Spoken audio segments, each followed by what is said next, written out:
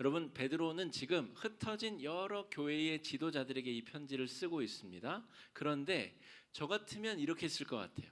내가 예수님의 수제자요. 내가 예루살렘 교회의 으뜸가는 지도자인 내가 영적 권위를 가지고 너희에게 명령하노니, 이렇게 쓸 것 같아요. 그런데 베드로는 뭐라고 말하냐면, 나도 당신들처럼 흩어진 지교회의 장로, 지도자 중에 한 명일 뿐입니다. 여러분, 우리 개혁교회가 일으킨 종교개혁운동은 왜곡된, 성경에 맞지 않는 교회 정치 시스템에 대한 개혁운동이었습니다. 로마 가톨릭은 마치 유대교의 대제사장 휘하의 종교 지도자들이 피라미드 구조를 하고 있는 것처럼 그런 구조를 띠고 있죠. 그런데 베드로가 우리에게 전해준 교회의 바른 시스템은 교회의 평신도 위원회, 장로들과 목회자가 함께 교회를 바르게 세워나가는 것입니다. 그러니까 함께 장로된 자라는 것이 우리 장로교, 우리 교단의 정치 원리에 입각한 바른 말이라는 것이죠. 그러니까 여기서 말하는 장로는 교회의 사람들로부터 권한을 위임받은 교회의 지도자들을 의미하고, 나도 그들 중에 하나입니다. 하나님이 나를 그 자리에서 내리시면 나는 그 자리에서 내려갈 사람에 불과합니다. 자신을 굉장히 낮추어서 지금 자신의 정체성을 이야기하고 있습니다. 나는 함께 장로된 자요, 수제자, 예수님을 보고 만지고 가장 사랑받았었던 자의 정체성을 스스로 내려놓았는데, 가톨릭은 오히려 그 사람을 초대 교황으로 끌어올려서 본인이 있고자 했었던 자리가 아닌 곳에 베드로를 끌어올려 놓았습니다. 그래서 교황의 말이 성경의 권위보다 더 높이에 있는 기형적이고 이상한 상황에 놓여 있는 것이죠. 종교개혁자들이 개혁된 교회는 항상 개혁되어야 된다는 이야기는 우리가 옳다고 생각하는 바가 아니라 성경에 옳다고 생각하는 바를 우리가 자신의 욕망을 내려놓고 겸손하게 따를 수 있겠느냐를 우리에게 묻고 있는 것입니다. 2절 말씀 같이 한번 읽어보겠습니다. 너희 중에 있는 하나님의 양 무리를 치되 억지로 하지 말고 하나님의 뜻을 따라 자원함으로 하며 더러운 이득을 위하여 하지 말고 기꺼이 하며. 교회 장로들에게 이야기하는데, 당신들이 교회의 지도자들로 세움을 받았는데 억지로 하지 마십시오. 하나님께 혼날까 봐 하지 마시고, 내가 장로인데 그래도 내가 뭘 좀 해야 되지 않을까, 헛된 명예욕으로 섬기지 마시고 자원하는 마음으로, 즐거운 마음으로, 기쁜 마음으로 섬기십시오. 이게 건강한 교회의 본질입니다. 개혁되어야 되는데 세상의 지도자들은 명령하고 군림하고 지배하고 닥달하고 못살게 구는 사람들인데, 교회의 지도자들은 그렇게 하면 안 됩니다. 즐거운 마음으로, 자원하는 마음으로 섬기고 헌신하고 사랑으로 나아가십시오 라고 이야기하고 있는 것이죠. 요거 하면 어떤 보상을 받을까? 요거 하면 내 자식 잘 되게 해주지 않을까? 그런 마음 말고, 하나님이 이미 우리에게 주신 은혜를 바탕으로, 받은 은혜가 너무너무 커서 내가 하나님께 돌려드릴 것이 너무나 부끄럽다는 마음으로 그렇게 교회를 섬기라는 것이죠. 3절 말씀 읽어보겠습니다. 시작. 맡은 자들에게 양 무리의 본이 되라. 이 말을 쉽게 하면 교회에 어른된 사람들은 꼰대짓 하지 말라는 겁니다.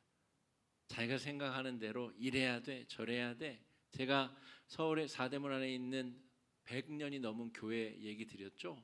부목사가 설교로 올라갈 때 보다가 까만 양말 신었나 안 신었나, 와이셔츠가 하얀색인가 하얀색이 아닌가 봤다가 예배 끝나면 불호령이 떨어진대요. 까만 양말 안 신었다고, 이 안수받은 순서대로 줄 안 섰다고. 그러지 말라는 겁니다. 성경에 써 있잖아요. 그러면 그렇게 하지 말아야죠. 그죠? 그게 개혁된 교회가 항상 개혁돼야 됩니다. 설교 중에 광고 드리겠습니다. 날이 더워져서 다음 주부터 간소복장 우리 하려고 합니다. 여러분, 더우신 몸에 열이 많으신 분들은 헐 벗고 오시면 됩니다. 옷을 많이 입지 마시고 오시고, 추위를 많이 타시는 분은 바람막이 같은 거 가져오셔서 동참해 주면 좋겠고요. 성가대도 가운 벗을 것이고, 저도 셔츠만 입고 다음 주부터 설교할 예정입니다. 이런 것이 개혁입니다. 그러니까 엉뚱한 규칙을 율법주의자처럼 고수하는 것이 아니라, 본질이 아닌 것은 다 바꿀 수 있는, 그러나 본질을 지키기 위해서는 목숨도 내놓을 수 있는 것이 진정한 보수주의, 그리고 바른 개혁신앙이라고 볼 수가 있겠습니다.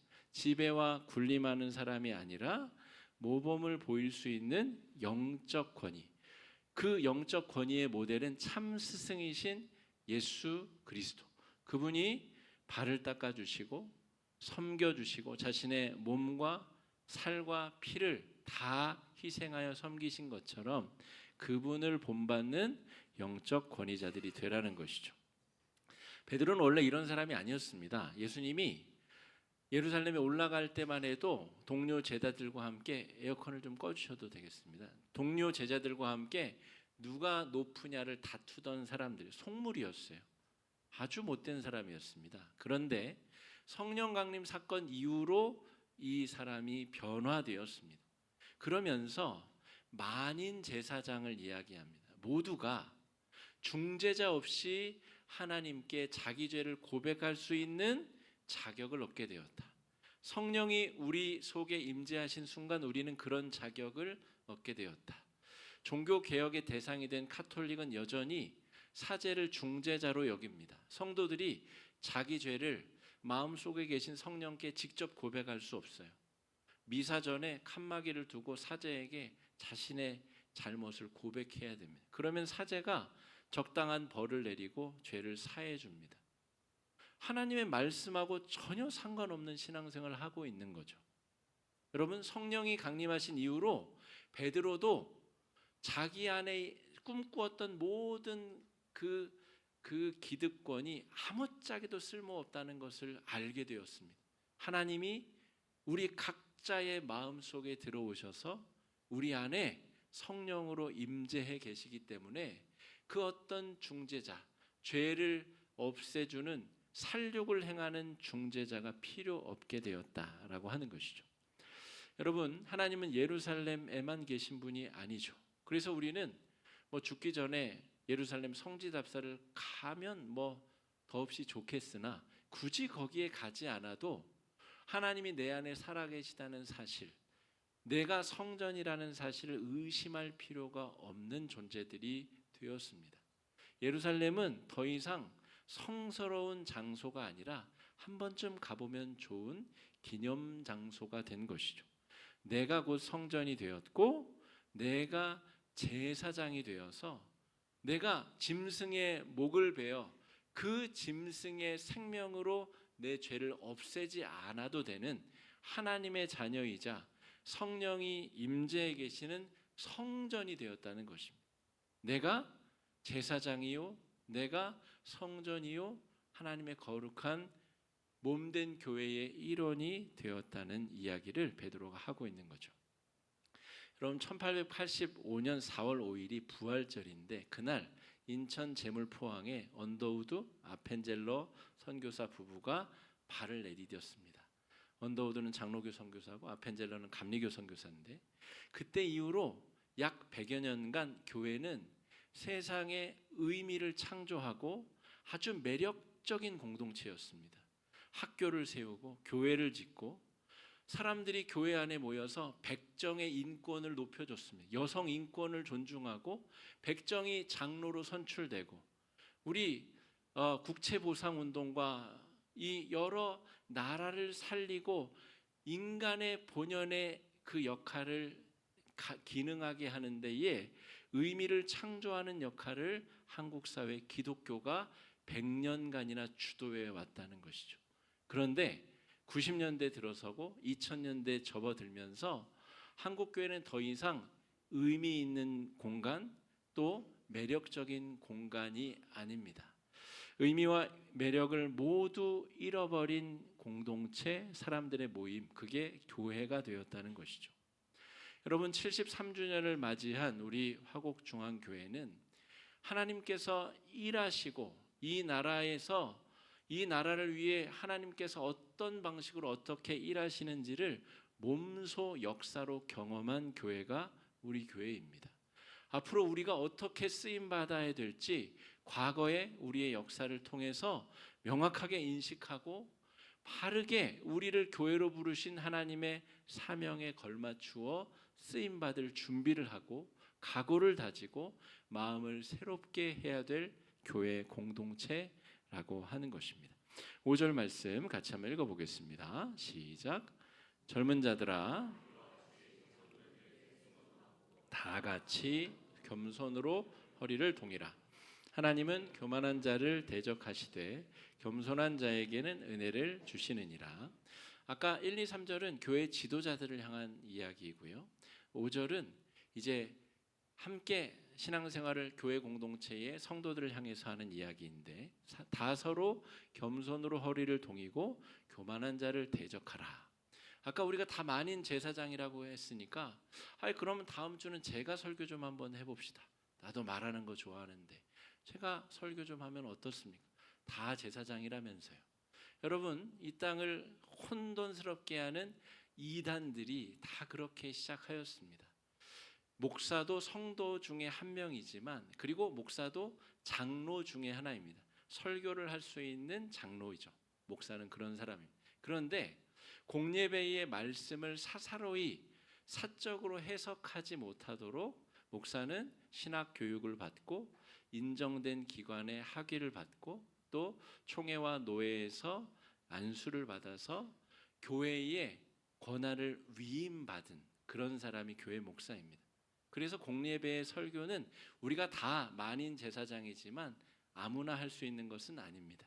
교회의 질서와 말씀을 바르게 해석하기 위함이죠. 그 어중간한 긴장 관계가 바른 교회를 구성하는 원칙이라고 볼 수가 있겠습니다. 교회 장로들은 꼰대짓 하지 말고 말씀에 근거해서 겸손하고 사랑으로 예수님처럼 섬기고 교회의 성도들, 젊은 자들이라고 돼 있지만 장로들 이외에 교회에 함께 교회를 만들어가는 성도들은 겸손한 마음으로 허리를 동이고 교만한 자를 대적하며 사랑으로 교회 공동체로서의 자격을 유지하고 그 의무를 감당하라는 이야기를 하고 있는 것입니다. 세상의 가치관을 버리고 진리의 말씀으로 끊임없이 실험을 반복하는 공동체가 교회 공동체입니다. 그래서 오늘 설교의 주제가 설교의 제목이 진리를 실험하는 공동체입니다. 10여 년 전에 어떤 대형 교회에서 아마 그 교회 장로 중에 한 명이 대기업 이사였나 봐요. 그래서 그 당회에서 그런 결정을 합니다. 부목사들을 우리 회사의 인사관리 시스템에 집어넣어서 그대로 부목사들을 평가하면 좋을 것 같습니다. 그리고 그 안이 그 교회 당회를 통과했어요. 근데 그 이야기를 듣고 제가 정말 너무 어처구니 없고 어이가 없어서 한숨이 터져 나왔습니다. 교회를 뭐라고 생각하는 걸까? 저 당회는. 그 교회의 담임 목사는 도대체 어떤 신학적 토대로 목회를 하고 있는 것일까? 의문이 갔습니다. 여러분 그래서 목회의 어떤 결과물을 가지고 그 부목사를 평가하고 그 교구에서 얼마나 인기가 좋은가에 따라서 그 사람을 내보내기도 하고 새로운 사람을 들이기도 하고 세상의 가치관으로 교회를 이해하려고 하면 그런 일이 벌어집니다. 여러분 그것은 더 이상 교회가 아닙니다. 무슨 상사 무슨 회사 그런 이름을 붙여서 이윤을 추구해야죠. 거기서 말하는 이윤이란 성도가 증가한다거나 교회 자산이 증가한다거나 교회를 새롭게 짓는다거나 아마도 그런 걸 상정하고 그런 제도를 도입한 것이 아닌가 싶습니다. 여러분 오늘이 스승의 주일인데 여러분 하나님의 말씀을 전하고 가르치는 우리 원로 목사님, 우리 전도사님들, 함께 애쓰는 간사님들 여러분 세상의 가치관으로 우리를 그렇게 판단하려고 든다면 교회는 교회로서의 정체성을 단박에 잃어버릴 수밖에 없습니다. 하나님의 말씀을 우리의 삶 속에 구체적으로 실현해보고 그게 실현될 수 있을까? 세상에서는 안 되던데 교회에서도 그게 안 된다면 이것은 진리를 믿고 따르는 공동체가 아닌 게 분명하지 않은가? 여기서 진리를 실험해보고 그게 정말 이루어진다면 이곳이야말로 구원을 담보받은 그런 공동체가 아닐까? 진리를 끊임없이 우리 가운데 실험해 봐야 된다는 것이죠. 그래서 베드로가 말하는 이 교회의 원리는 더 큰 은혜를 받은 자가 더 많이 사랑하라는 겁니다. 세상에서 석사, 박사, 사장, 회장 이런 사람들이 높임을 받는 세상의 조직이 아니라 더 큰 은혜를 받은 사람이 더 많이 헌신하고 더 많이 사랑하고 그 사람을 교회에서 높여서 장로로 삼아서 그들의 의사결정권을 존중하라는 겁니다. 그게 장로교 정치체제의 기본 원리입니다.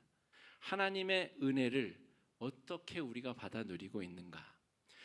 여러분, 끊임없는 진리의 실험이 이루어져야 되는데 오늘 제가 말씀 통해서 2가지 정도 우리의 구체적인 실험 사항을 한번 공유하면 좋겠습니다. 첫 번째는 관계의 실험인데요. 지금 내 옆에 앉아 있는 우리 가족일 수도 있지만 우리 앞뒤 옆에 앉아 있는 우리 한 명 한 명의 성도들을 진짜로 내 피를 나눈 형제 자매라고 내가 믿는가? 천국 가면 얼굴을 대면하게 될 하나님의 거룩한 자녀요 형제 자매라고 정말 믿는가?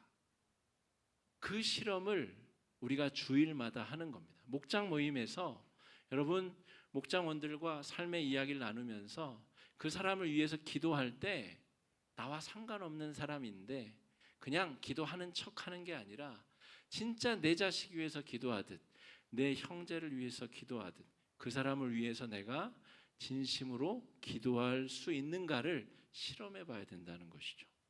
그게 교회 공동체가 끊임없이 도전해야 될 실험의 주제입니다.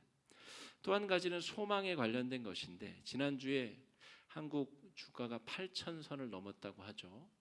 근데 여러분 세상이 막 돈 번다고 들썩들썩 하는데 돈을 많이 버는 것이 나에게 있어서 가장 좋은 뛰어난 소망인가? 여러분 주식 투자하지는 말라는 말도 아니고 돈 벌지 말라는 말도 아닙니다. 가장 큰 소망이 어디에 있는가를 실험해 보라는 거죠. 아무리 돈이 많아도 죽음의 강을 돈을 가지고 못 넘지 않습니까? 그게 우리가 가진 믿음 아니에요? 그래서 우리가 가진 가장 큰 절대적 소망은 하나님 나라에 있는 것 아닙니까?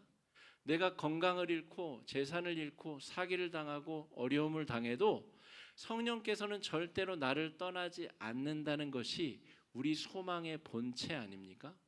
내 소망의 근거가 과연 어디 있는가를 실험해 봐야 되죠.